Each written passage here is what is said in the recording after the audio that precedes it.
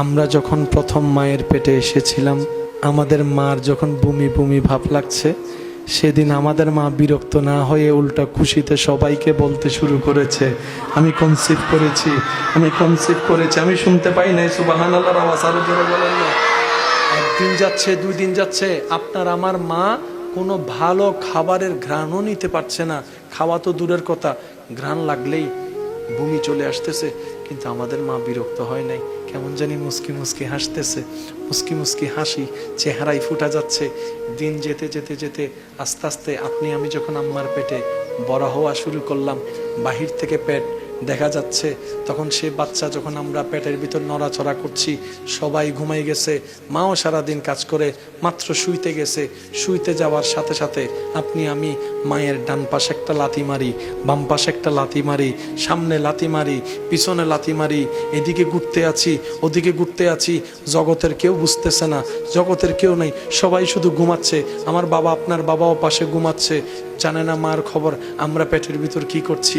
বিরক্ত হওয়া তো দূরের কথা, মা খুশিতে লাফ মেরে উঠে ডেকে ডেকে বলে, আজকে আমার বেবি আমাকে লাথি মেরেছে।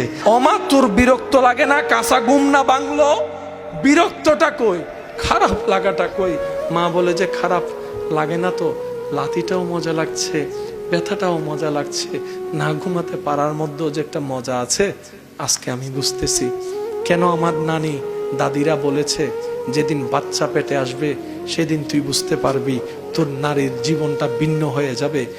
মাকে কষ্ট দিয়েছি, মা বিরক্ত বোধ হয় নাই, বিরক্ত বোধ হয় নাই, ঘুমাতে দিই নাই। পেট বড় হওয়ার কারণে মা ওয়াশরুম পর্যন্ত করতে পারে নাই, গোসল পর্যন্ত করতে পারে নাই, মা বিরক্ত হয় নাই। মারে শেষ পর্যন্ত জীবন মরণের সন্ধিক্ষণে চলে এসেছে। ডাক্তার বলে হয়তো বাচ্চা বাঁচানো যাবে, না হয় মা বাঁচানো যাবে। সবাই চিন্তা করলো মা বেঁচে থাকলে বাচ্চা আরো আসবে, সুতরাং মাকে বাঁচাও। সবাই বলে যে মাকে বাঁচাও, শ্বশুরি বলে মাকে বাঁচাও, দাদি নানি বলে মাকে বাঁচাও, স্বামী বলে মাকে বাঁচাও। ডাক্তার এবার মাকে জিজ্ঞেস করে, সবাই তো আপনাকে বাঁচাতে বলছে, আপনার মতামতটাও আমার একটু শুনতে ইচ্ছা করছে। মা বলে যে খবরদার, কারো কথা শুনিয়েন না, কারো কথা শুনিয়েন না, কারো কথায় কান দিয়েন না, কারো কথায় মন দিয়েন না, যে যাই বলুক। ডাক্তার গো, আপনি আমাকে না, আমার সন্তানকে বাঁচান, আমার সন্তানকে বাঁচান, আমার সন্তানকে বাঁচান। জগৎ বলে মাকে বাঁচাতে, মা বলে সন্তানকে বাঁচাতে। ও মা, তোর কি বাঁচতে ইচ্ছা করে না? বলে যেতে করে, কিন্তু সন্তানকে মেরে আমি বাঁচতে চাই না, আমি সে মা হতে চাই না। কারণ আমি সূর্যের আলো দেখিনি, আমি আমার সন্তান সূর্যের আলো দেখেনি। আমি তো দেখেছি চন্দ্র কেমন, আমি দেখেছি, আমার কলিজার টুকরা তো দেখেনি। ডাক্তার গো, যদি প্রয়োজন হয় আমাকে মেরে ফেলেন, আমার বাচ্চাকে বাঁচান। ও মা, পেটে থাকতো এত কষ্ট করলি আমাদের জন্য, জান মরণের সেই প্রশ্নের মধ্যে তুই মারে আমার পক্ষ নিয়ে তুই নিজে মরতে চাইছিস রে মা। দুনিয়াতে আসার পরে সেই মার আর আরাম নাই। 3টা বাজে উঠে দুধ খাওয়া লাগতেছে, দুধ খাওয়ানো লাগতেছে, 4টা বাজে উঠে দুধ খাওয়ানো লাগতেছে, প্রস্রাব পায়খানা পরিষ্কার করা লাগতেছে, আবার সকাল 6টা বাজে উঠে ঘরের কাজ করা লাগতেছে। এমন পরিবারও আছে। মা বিরক্ত হয় না? ও মা, মানুষ হিসেবে তো তোর একটু খারাপ লাগার দরকার ছিল, বিরক্ত হওয়ার দরকার ছিল, গেল কই? মা বলে যে এটাই তো রবের দয়া, এটাই তো রবের রহমত, এটাই তো রবের দয়া। যতদিন বাতন ছিল পরিবেশ একরকম হয়েছে, এখন থেকে রেহাম হয়েছে, পরিবেশ ভিন্ন হয়েছে। এবার রব ডাক দিয়ে বলে, বান্দারে, এটাই তো তোদেরকে দেখাতে যাচ্ছি, তোদের মায়ের চাইতে হাজার হাজার গুণ বেশি আমি আল্লাহ আমার বান্দাদেরকে ভালোবাসি। সুবহান। এই রাগটা হচ্ছে এত মারাত্মক একটা ভাইরাস, সেকেন্ডের ভিতরে জোড়া সম্পর্ক ভেঙে দেয়। এর রাগ যখন মানুষের মাথায় প্রভাব বিস্তার করে, তখন মানুষের হিতাহিত জ্ঞান, কমন সেন্স, বুদ্ধি, ভালো মন্দর বিবেচনা আর থাকে। যে যতই পাক্কা হোক, রাগের মধ্যে গিয়ে হেরে যাচ্ছে। মদিনার ভুবন মসজিদে নববী, একজন এসে মসজিদে প্রস্রাব করে দিয়েছে। সবাই রেগে মারতে গেল, নবী বলে যে থামো, তাকে প্রস্রাব করাটা শেষ করতে দাও, প্রস্রাবটা শেষ করতে দাও। আজকে বিজ্ঞান বলে প্রস্রাব মাঝপথে আটকানো যাবে না, প্রস্রাব আসলে বেশিক্ষণ ধরে রাখা যাবে না, কারণ সেটা আপনার কিডনিকে ড্যামেজ করতে থাকবে, আপনার কিডনিতে পাথর সৃষ্টি করার ব্যবস্থা হয় যদি প্রস্রাব আপনি ধরে রাখেন। আজকে বিজ্ঞান বলছে 1450 বছর আগে নবী সে তথ্যটা দান করে দিয়েছেন আল্লাহর হুকুমে। উনি প্রস্রাব করছে, ডিস্টার্ব করিও না, প্রস্রাবকারীকে প্রস্রাব করতে দাও। প্রস্রাবটা শেষ হলো, সে মনে করছে এবার হয়তো আমার পিঠ আর রক্ষা হবে না। নবী বলে যে আপনার প্রস্রাব শেষ হয়েছে, তাহলে আপনি যেতে পারেন, আপনি যেতে পারেন। সাহাবাকে বললেন তোমরা পানি এনে পরিষ্কার করো, তোমরা পানি এনে পরিষ্কার করো। উনি এই বিষয়টা দেখে ইসলামের প্রতি শ্রদ্ধা বেড়ে গিয়ে নবীর আদর্শের প্রেমে পড়ে কালিমা পড়ে মুসলমান হয়ে গিয়েছে। সুবহান। কোনো দিকে বাসা যাবে না যাকে সৃষ্টিতে, তিনি আপনার আমার আমাদের নবী, নবী রহমাতুল্লিল।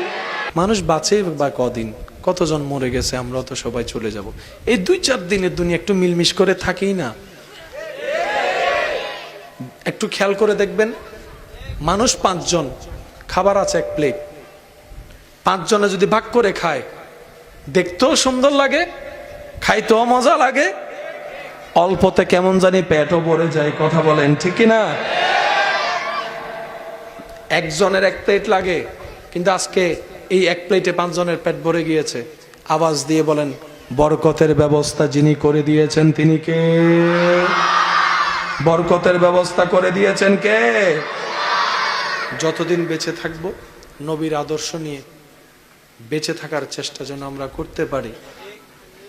মা বাবার যেন আমাদের কারণে মা বাবার মান সম্মানে ইজ্জতে মাথা ছোট করতে না হয়, এটা আমাদের সবার মাথায় রাখতে হবে। আপনার সাথে আপনার মা বাবার কথা মিলবে না, না মিলে এটাই স্বাভাবিক। ওনার জন্মসাল আর আপনার জন্মসাল এক না, ওনার বড় হওয়ার পরিবেশ আপনার বড় হওয়ার পরিবেশ এক না, ওনার শিক্ষার পরিবেশ আপনার শিক্ষার পরিবেশ এক না। এগুলো একটু মাথায় নিয়ে চলতে হবে। তবে মনে রাখবেন, যে সন্তান মা বাবার এখানে খুশি করতে পারে, মা বাবার এই জায়গাটা খুশি করতে পারে, সেই সন্তান জান্নাত পাওয়ার রাস্তাটা সহজ হয়ে যায়। আল্লাহ তাআলা আমাদের সবাইকে মা বাবার খেদমত করার তৌফিক দান করুন। বড়দেরকে সম্মান চিনা জানা দরকারই নেই, বড় মানে বড়, মুরব্বী মানে মুরব্বী। কি বলেন আপনারা, ঠিক কিনা? দুনিয়ার নিয়ম হচ্ছে যার উপকার করবেন সে আপনাকে অপমান করবে, কষ্ট দিবে, আপনার হক মেরে খাবে, এমনকি সুযোগ পেলে আপনার পিঠের পিছনে গয়ে দিবে। এটা দুনিয়ার নিয়ম। কথা বলেন ঠিক কিনা?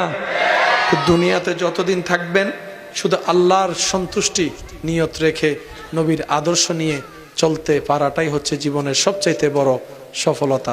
স্রষ্টার সৃষ্টিতে একমাত্র আল্লাহর হাবিব নবী, আপনার আমার নবী রহমাতুল্লিল আলামিন, যাকে আল্লাহ সমস্ত কিছুর নামও জানিয়ে দিয়েছেন, চিনাইও দিয়েছেন, শিখাইও দিয়েছেন। প্রত্যেকটা জীবের আলাদা ভাষা আছে। আমরা মানব জাতির বয়সের যে কম বেশির যেই ছোট্ট থেকে বড় হওয়া, বুড়া মানুষ যারা দাঁত পড়ে গিয়েছে তাদের ভাষা এক ধরনের, দাঁতওয়ালাদের ভাষা এক ধরনের, বোবার ভাষা। ছোট্ট বাচ্চা যখন দুনিয়াতে আসে, আমার মা বোন আমার চাইতে আরো ভালো জানবে, বাচ্চার কান্নার আওয়াজ এক, কয়েকদিন যাওয়ার পরে সে বাচ্চা কয়েক রকমের কান্না করে, এক এক সময় এক এক আওয়াজে কান্না করে। কারো ঘরে যদি ছোট বাচ্চা থাকে, একটু দেখবেন 1-2 মাসের বাচ্চা, সে কথা বলতে পারে কিন্তু তার কান্নারও একটা ভাষা আছে।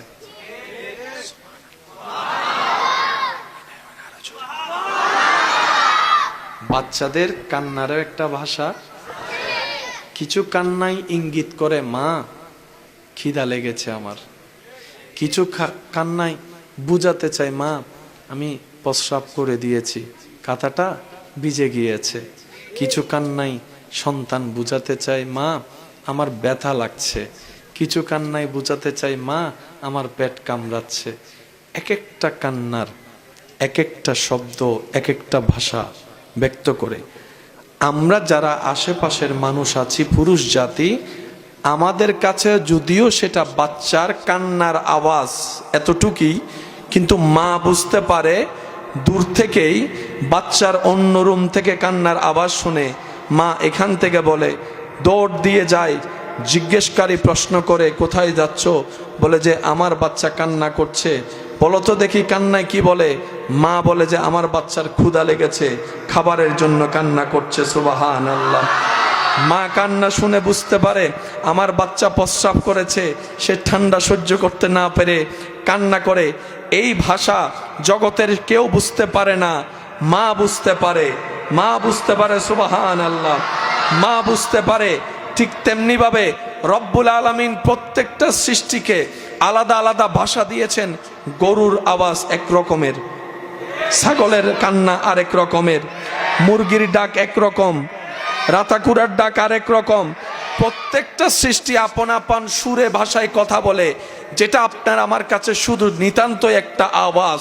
আল্লাহর সৃষ্টি জগতে আল্লাহ আমাদের নবী রাহমাতুল লিল আলামিনকে সর্ব ভাষা শিখিয়ে দিয়েছেন, জানাই দিয়েছেন বুঝার ক্ষমতা।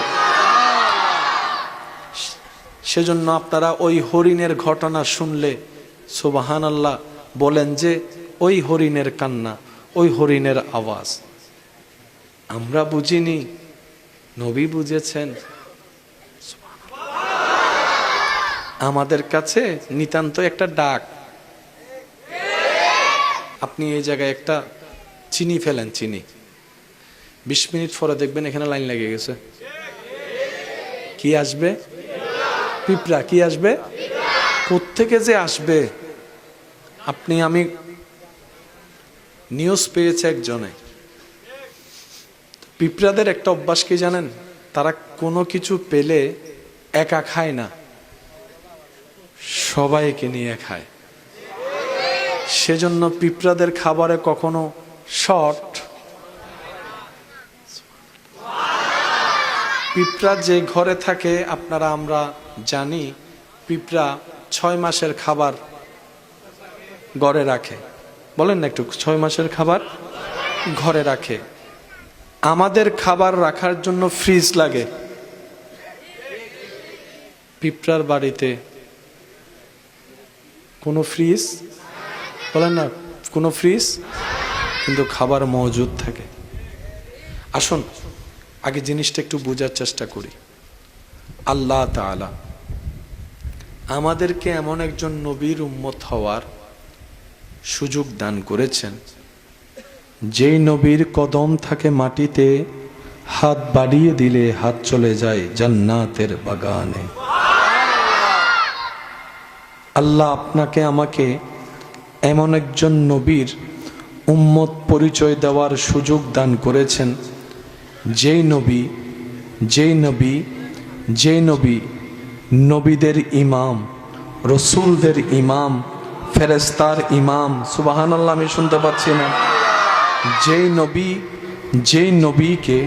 যেই নবীকে মান্য করেছেন আদম নবী, যেই নবীর উপর ঈমান এনেছেন মূসা নবী, যেই নবীকে তসলিম করে নিয়েছেন ঈসা নবী পয়গম্বর, যেই নবীর দোয়া করেছেন আগমনের ইব্রাহিম নবী আলাইহিস সালাম।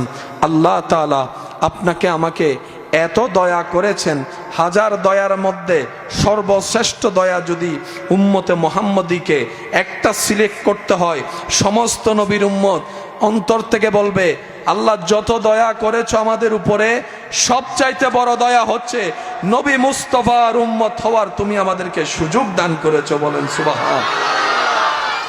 যেই নবীকে আল্লাহ সর্ব কোয়ালিটি দান করেছেন। সুবহানাল্লাহ করে যে হই। কোনো মানুষের কাছে সর্ব কোয়ালিটি থাকে না। কেউ রিক্সা চালাতে পারে, কেউ হোন্ডা চালাইতে পারে, কেউ আবার সেগুলা ঠিক করতে পারে। আওয়াজ দেন না, আওয়াজ দেন না। একজন মানুষ সর্বদিকে কখনো পারফেক্ট, এটা সবাই চোখ বন্ধ করে মানতে বাধ্য, কিন্তু একমাত্র আপনার আমার নবী রাহমাতুল্লিল আলামিন যেই সেক্টরেই ধরবেন সেই সেক্টরেই আপনার আমার নবীর কোনো তুলনা নাই, সর্বদিকে। রব বলে যে আমি সেভাবেই বানিয়ে পাঠাইছি।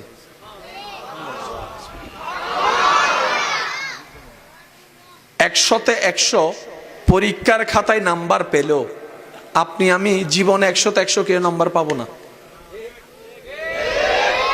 বেশি থেকে বেশি 95। আর যদি রিয়েল হিসাব টান দেয় একজন মানুষ 100তে 20 পায় কিনা সন্দেহ আছে।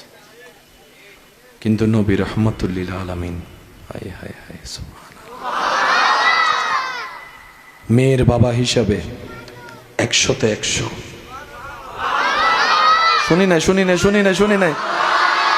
ইমাম হিসাবে 100তে 100, লিডার হিসাবে 100তে 100, সৌন্দর্য হিসাবে 100তে 100, কথা বলার দিকে 100তে 100, মুস্কি হাসার দিকে 100তে 100, চলার দিকে 100তে 100, ব্যবসায়ী হিসাবে 100তে 100, চরিত্রের গঠনে 100তে 100, স্বামী হিসাবে 100তে 100, সর্বচরিত্রে 100তে 100 আপনার আমার নবী রাহমাতুল্লিল আলামিন।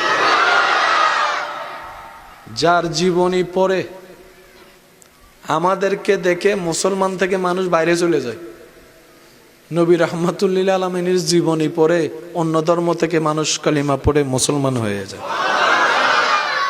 এগুলা তর্কের জিনিস নয়, এটা বাস্তব। আর বাস্তবতা মেনে নেওয়া বুদ্ধিমানের কাজ। বাস্তবতাকে অস্বীকার করে তর্ক করা মানে সময় নষ্ট ছাড়া।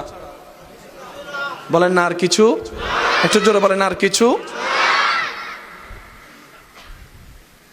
আল্লাহ তাআলা আমাদের নবীর জীবনীকে, সমস্ত নিয়ামতকে আল্লাহ নবীর এখতিয়ারে দান করেছেন। একটু বুঝবেন এই জিনিসটা। আমাদের সবকিছু আল্লাহর এখতিয়ার, আল্লাহর। আমাদের থেকে আল্লাহ জিজ্ঞেসও করে না আজিয়ে কি তোরা জোহরত ফোলাও দিম না বিরিয়ানি দিও। আল্লাহ যা দেয় আমরা তা পাই। রিজিক থাকলে মতা বাড়িত পাওয়া যায়, আর রিজিক না থাকলে মেজান্নে। আল্লাহ তাআলা আমার নবী, আপনার নবী, আমাদের নবীকে এমন এখতিয়ার দিয়েছেন, হাবিব আপনার যা ইচ্ছা, যেমন ইচ্ছা, যেভাবে ইচ্ছা আপনি শুধু দিল থেকে এরাদা করবেন, পরিবেশ পাল্টাই দিব আমি রব্বুল আলামিন। একটু জোরে জোরে জোরে জোরে জোরে। আল্লাহ বলে হাবিব যা খেতে ইচ্ছা করে জবানও আনার দরকার নাই। বান্দারা জান্নাতে গেলে এই সুযোগটা পাবে, মুখে বলতে হবে না, মনে মনে খাওয়ার চিন্তা করবে, এটা খেতে ইচ্ছা করছে আল্লাহ, কল্পনা করতে না করতে জান্নাতের সামনে সেই খাবারটা চলে আসবে। রব বলে যে এখনো কিয়ামত হয় নাই, হাসর হয় নাই, জান্নাতের হিসাব অনেক দূরে। আল্লাহ বলে হাবিব জান্নাতের বিষয় তো আমার সাধারণ বান্দাদের জন্য, এটা সাধারণ বিষয়। আপনি তো আমার হাবিব, আপনি তো আমার বন্ধু, আপনি তো আমার হাবিব। হাবিব গো, আপনার যা ইচ্ছা, যখন ইচ্ছা, যেভাবে ইচ্ছা, যেভাবে আপনি চান, আমি রব ওয়ালা সৌফা ইউতিকা রব্বুকা ফাতারদা। আমি রব, আপনি নবীকে ইন্না আতাইনা কাল কাউসার। হাবিব গো, যা মন চায় তা করেন। আপনি এরাদা করবেন, আমি সেটা বাস্তবে রূপান্তর করে দেখাবো। হাবিব কখনো যদি প্রয়োজন মনে হয় ডুবন্ত সূর্যকে তোলার জন্য, আপনি হাবিব অন্তরে এরাদা করবেন, আমি আল্লাহ ডুবন্ত সূর্যকে আবার তুলে দিব। সেই ঘটনা জগৎ দেখেছে। মৌলা আলীর আসরের নামাজ কজা রসুলের পাকের মাধ্যমে আল্লাহ করতে দেয় নাই। বলেন সুবহান।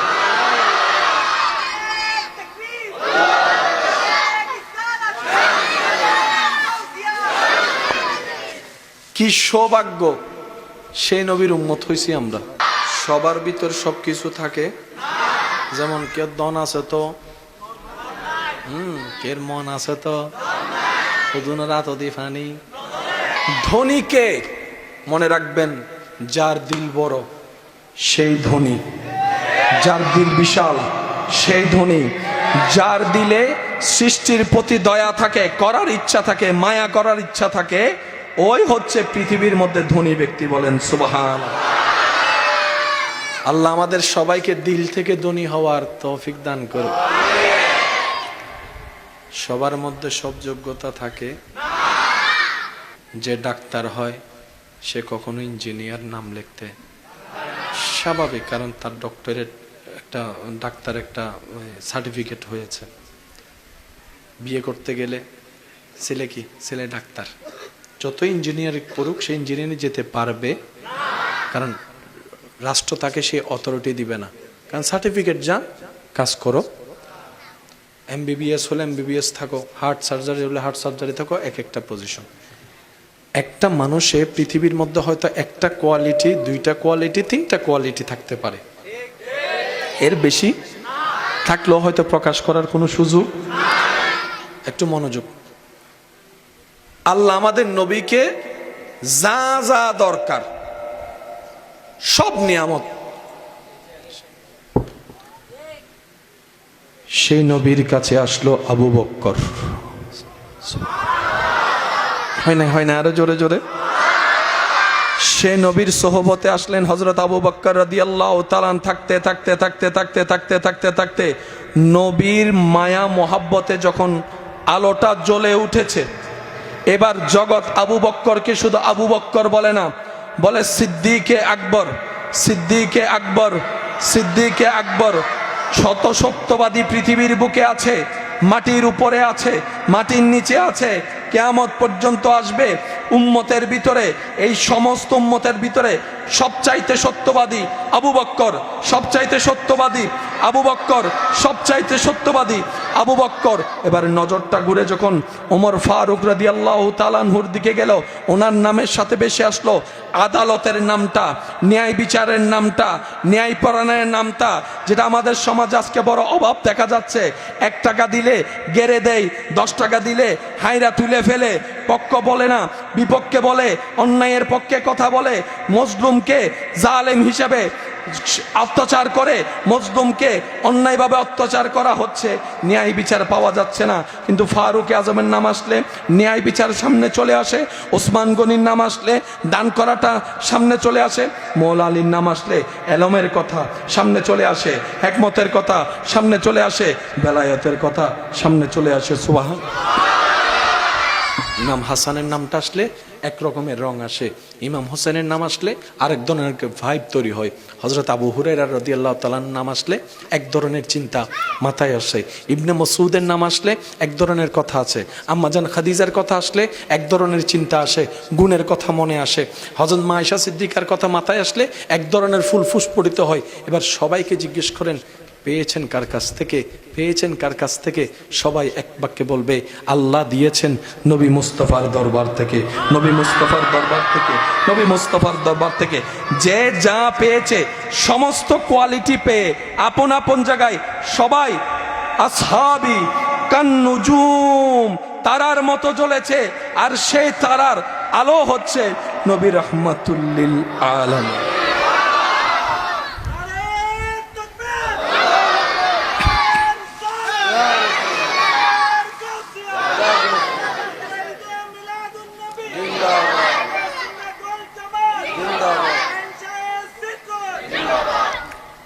সবচাইতে শক্তিশালী ব্যক্তি কে? বলে যে সবচাইতে শক্তিশালী হচ্ছে তিনি যিনি রাগ অবস্থায় রাগ কন্ট্রোল করতে পারে। বর্তমানে এই কথা সব জায়গায় প্রচলন আছে। সবচাইতে শক্তিশালী কে? যে নিজের রাগ, বলেন না, কারণ এই রাগটা হচ্ছে এত মারাত্মক একটা ভাইরাস, সেকেন্ডের ভিতরেই জোড়া সম্পর্ক ভেঙে দেয়। এই রাগ যখন মানুষের মাথায় প্রভাব বিস্তার করে তখন মানুষের হিতাহিত জ্ঞান, কমন সেন্স, বুদ্ধি, ভালো মন্দর বিবেচনা আর থাকে। যে যতই পাক্কা হোক রাগের মধ্যে গিয়ে হেরে যাচ্ছে। মদিনার ভুবন মসজিদে নববী, একজন এসে মসজিদে প্রস্রাব করে দিয়েছে।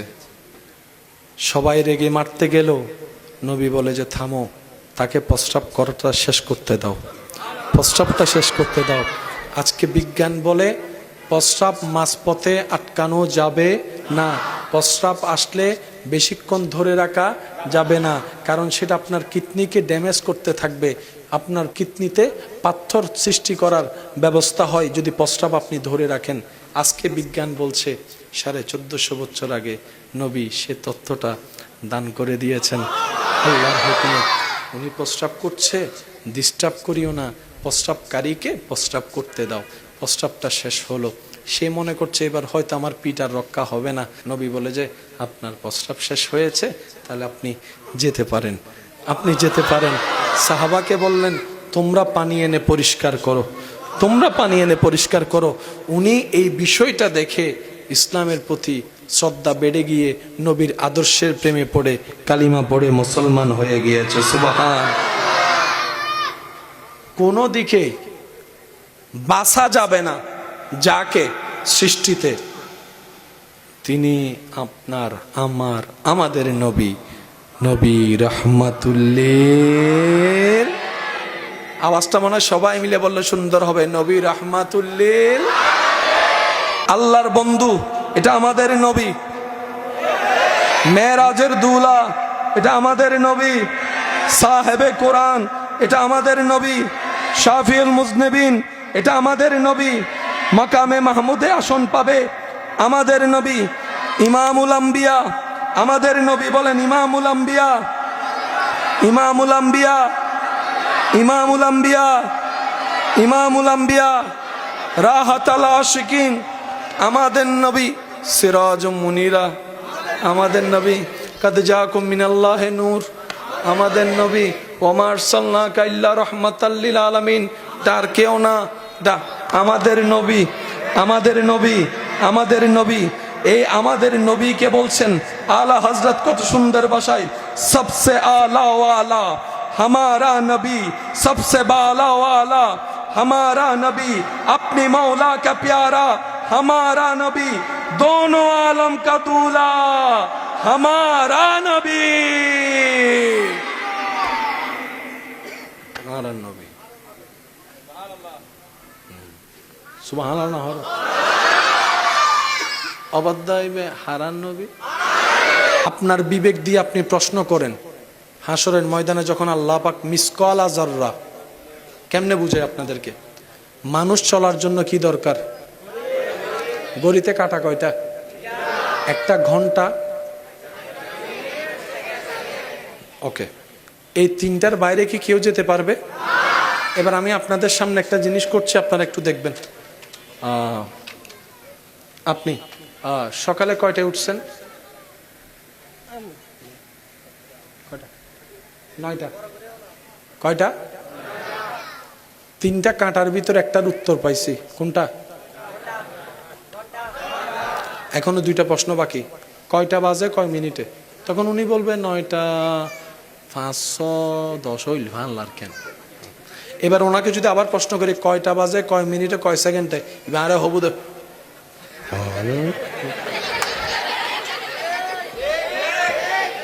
দুনিয়া এত উন্নত গিয়ে মানুষ ঘন্টার হিসাবও নগরের, আর তুমি বদনা সেকেন্ড লই ফরি তেকুতে না। আল্লাহ বলছেন মিসকাল যাররা, কাল হাসরের ময়দানে তোমার পুরা জীবনের ঘন্টার হিসাব নয়, মিনিটের হিসাব নয়, এক একটা সেকেন্ডের হিসাব আমি রবকে বুঝাই দিয়ে যদি আমাকে খুশি করতে পারো, তারপরে তুমি জান্নাত পাবা, এর আগে তুমি জান্নাত পাবে না। এবার সেই প্রশ্নটা নিজেকে করেন, এমন কে আছে পৃথিবীতে যে প্রত্যেকটা সেকেন্ড আল্লাহকে হিসাব বুঝাই দিয়ে জান্নাত পেতে পারে? নাই, নাই, নাই। তো যাবেন তো জান্নাতে, যাবেন কিভাবে? এবার টোটাল অঙ্কটা একটু বুঝাই দিই। ওলামা ইকরামের দোয়া আমার মাথার উপর যদি থাকে, আমি যা বলছি, মাইকের আওয়াজ এই মুহূর্তে যত দূর যাচ্ছে, যে যেখান থেকে শুনতে পাচ্ছেন গভীর মনোযোগ।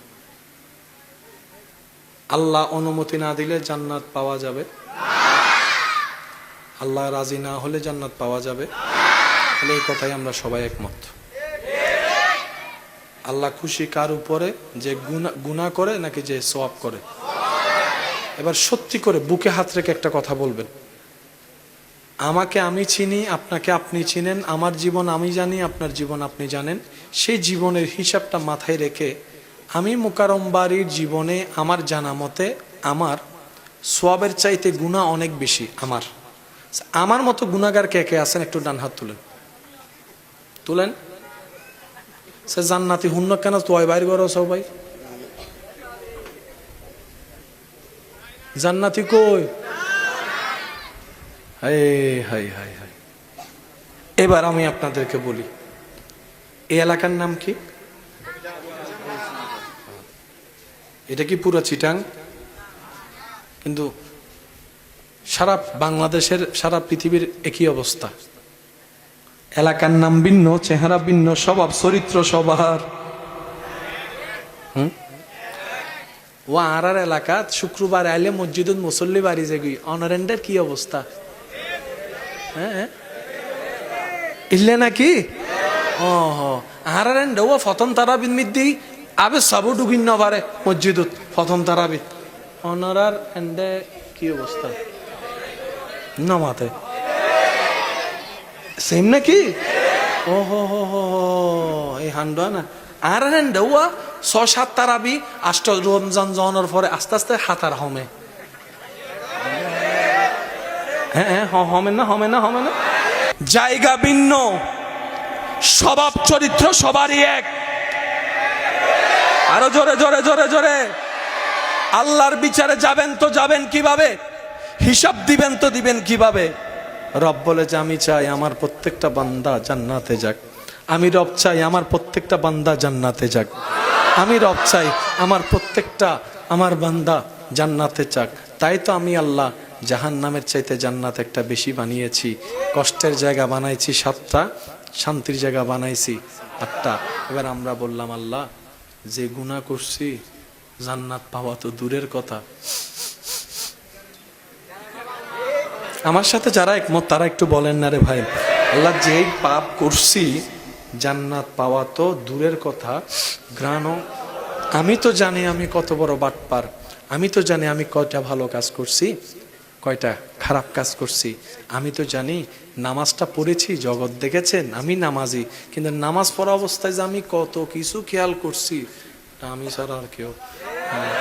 আল্লাহ গো তোমার ইচ্ছা বুঝলাম, আমাদেরকে জান্নাত দিতে চাচ্ছ, কিন্তু আমরা যখন আমাদের দিকে তাকাই জান্নাত পাওয়ার তো কোনো কারণেই খুঁজে পাই না। রব বলে যে এই জন্যই তো তোদেরকে বলি একটু গবেষণা কর, বুঝার চেষ্টা কর। বান্দারা তোরা কি ভুলে গিয়েছিস আমার নাম একটা আছে রহমান, আমার নাম একটা আছে রহিম, আমার নাম আছে একটা রহমান, আমার নাম আছে একটা রহিম। আল্লাহ তোমার নাম তো আহকামুল হাকিমও আছে, ন্যায় বিচারক। তো ন্যায় বিচারক কাকে বলে? এক কথায় বলি, হাঁ কে হাঁ বলে, না কে না বলে, এটার নাম ন্যায় বিচারক। আপনও দেখে না, পরও দেখে না। আল্লাহ তুমি যদি ন্যায় বিচারক হয়ে হিসাব নাও, আমি শেষ, আমি আর জান্নাত পাবো না। রব বলে যে আমি তোকে জান্নাত দিব, তোদেরকে দিব। আল্লাহ কিভাবে? রব বলে যে সেজন্যই তো আমি হাসর বরফা করব, সবাইকে উপস্থিত করব, সব নবী আসবে, সব রসুল আসবে, তাদের উম্মত আসবে, আমি আল্লাহ থাকবো, তোদের নবী রহমতুল্লিল আলমিনকে রাখবো, তোদের নবী রহমতুল্লিল আলমিনকে রাখবো। আমি আমার আহকামুল হাকিমিন হয়ে বিচার করে করে যেটাই ন্যায় বিচার হোক সেটাই আমি রায় দিব। জাহান্নামীকে জাহান্নামী দিব, জান্নাতীকে জান্নাতে দিব।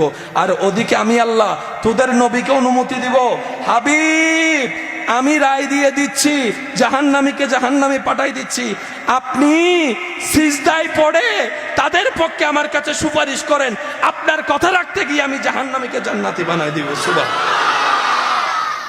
আরশে হক হে মসনদে रिफअत रसूलुल्लाह की देखनी है, हशर में इज्जत रसूलुल्लाह की, ला व रब्बिल अर्श जिसको जो मिला उनसे मिला, बटती है को नैन में नेमत रसूलुल्लाह। সেজন্য এতটুকু মনে রাখবেন, অন্তত ঈমানটা নিয়ে যেন কবরে যেতে পারে।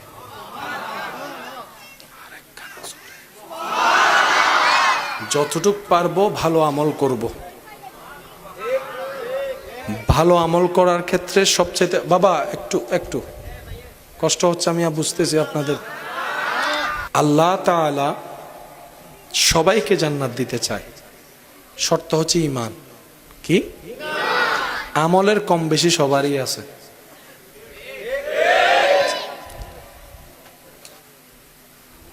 ঈমানটা যদি থাকে, কবরের পরীক্ষায় যদি পাশ করতে পারি, রব বলে যে হাসরে আয়, বাকিটা আমি রহমান দেখে নিব। এটা কি ইংরেজিতে বলে বেলি? কি? এটা হচ্ছে পেট, ইংরেজিতে বলা হয় বেলি, আরবিতে বলা হয় বাতন। বাতন। আমরা দুনিয়াতে আসার আগে সবাই ছিলাম আম্মার, বলেন না আম্মার। সন্তান যখন মায়ের পেটে চলে আসে তখন সেটা আর বাতন হয় না, তখন সেটা রেহেম হয়ে যায়। একটু আমি সবার মনোযোগ চাচ্ছি। সন্তান যখন পেটে চলে আসে তখন আর বাতন নাই, রেহেম। রাহামিম মাদ্দা। এবার আমি কিছু প্রশ্ন করব, আপনারা আমাকে শুধু এক কথায় উত্তর দিবেন। কাঁচা ঘুম যদি কেউ ভাঙে, সে যতই ভালোবাসার মানুষ হোক না কেন, প্রিয় হোক না কেন, মেজাজ কি ঠান্ডা থাকবে?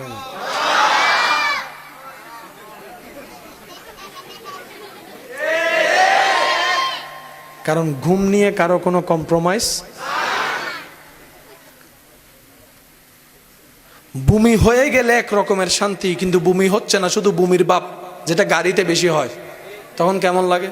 কেউ যদি এসে বলে ধরেন আমি তোমাকে গোলাপ ফুল দিচ্ছি, আই লাভ ইউ, তখন আপনি তার উত্তর কি দিবেন? কারণ ওই আই লাভ ইউ রিসিভ করার মতো ব্রেন, মন এখন অবস্থা, এখন বমি হচ্ছে না, ভাব লাগছে, বারবার বমির ভাব আসা, বিরক্ত হওয়াটাই স্বাভাবিক। হাঁটতে না পারা, বসতে না পারা, বিরক্ত লাগা স্বাভাবিক। তারপর ঘুমাতে না পারা, বিরক্ত লাগা স্বাভাবিক। ওয়াশরুম করতে না পারা, বিরক্ত লাগা স্বাভাবিক। শরীর ভার হয়েছে তারপরও কাজ করতে হচ্ছে সংসারের, বিরক্ত লাগা স্বাভাবিক। কিন্তু একটা মজার বিষয় কি জানেন? আমরা যখন প্রথম মায়ের পেটে এসেছিলাম, আমাদের মার যখন বমি বমি ভাব লাগছে, সেদিন আমাদের মা বিরক্ত না হয়ে উল্টা খুশিতে সবাইকে বলতে শুরু করেছে, আমি কনসিভ করেছি, আমি কনসিভ করেছি। আমি শুনতে পাই নাই সুবহানাল্লাহর আওয়াজ, আরো জোরে বলেন না। একদিন যাচ্ছে, 2 দিন যাচ্ছে, আপনার আমার মা কোনো ভালো খাবারের ঘ্রাণও নিতে পারছে না। খাওয়া তো দূরের কথা, ঘ্রাণ লাগলেই বমি চলে আসতেছে। কিন্তু আমাদের মা বিরক্ত হয় নাই, কেমন জানি মুস্কি মুস্কি হাসতেছে, মুস্কি মুস্কি হাসি চেহারায় ফুটা যাচ্ছে।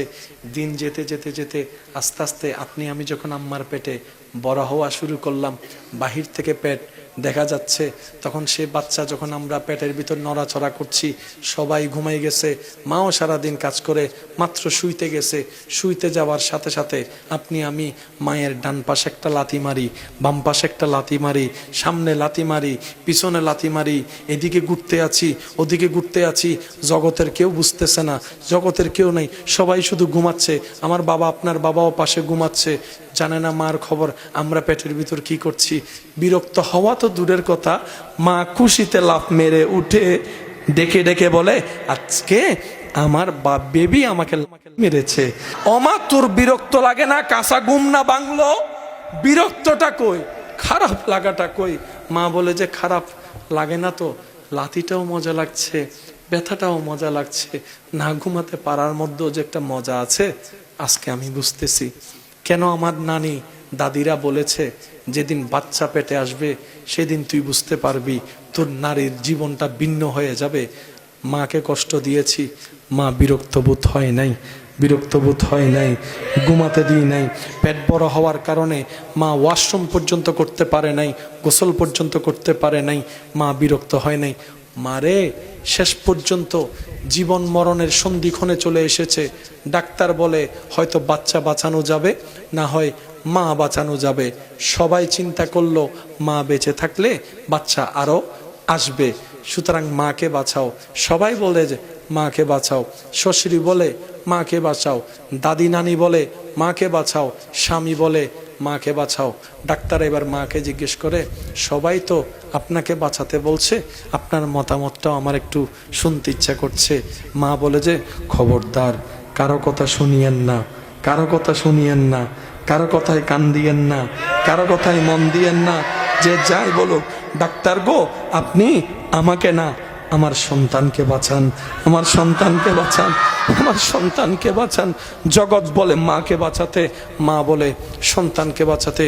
ও মা, তোর কি বাঁচতে ইচ্ছা করে না? বলে যে তো করে, কিন্তু সন্তানকে মেরে আমি বাঁচতে চাই না, আমি সে মা হতে চাই না, কারণ আমি সূর্যের আলো দেখিনি, আমি আমার সন্তান সূর্যের আলো দেখেনি।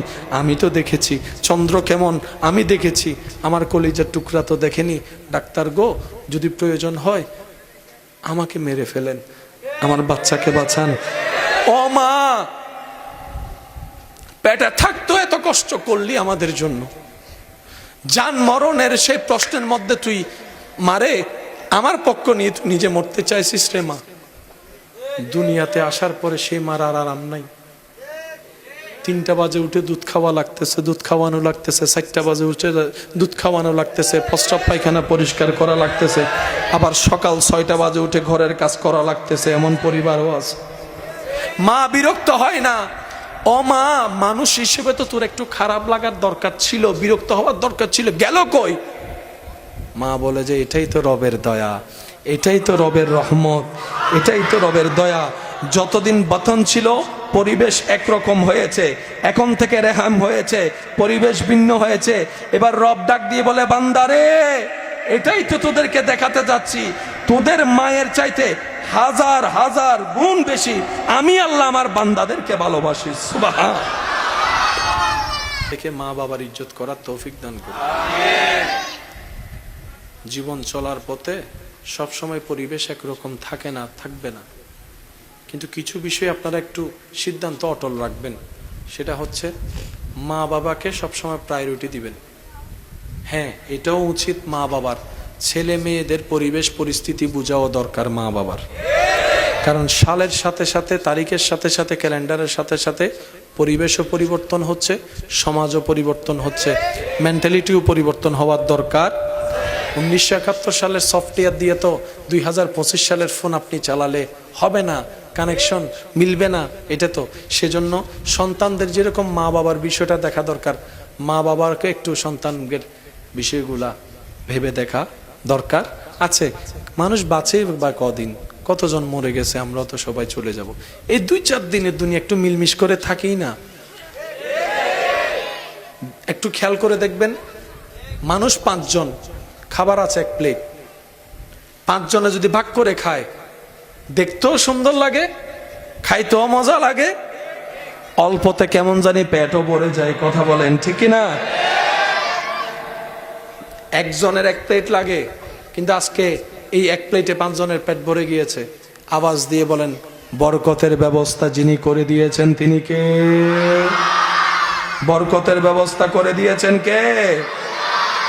যতদিন বেঁচে থাকব নবীর আদর্শ নিয়ে বেঁচে থাকার চেষ্টা যেন আমরা করতে পারি। মা বাবার যেন আমাদের কারণে মা বাবার মান সম্মানে, ইজ্জতে মাথা ছোট করতে না হয়, এটা আমাদের সবার মাথায় রাখতে হবে। আপনার সাথে আপনার মা বাবার কথা মিলবে না, না মিলে এটাই স্বাভাবিক।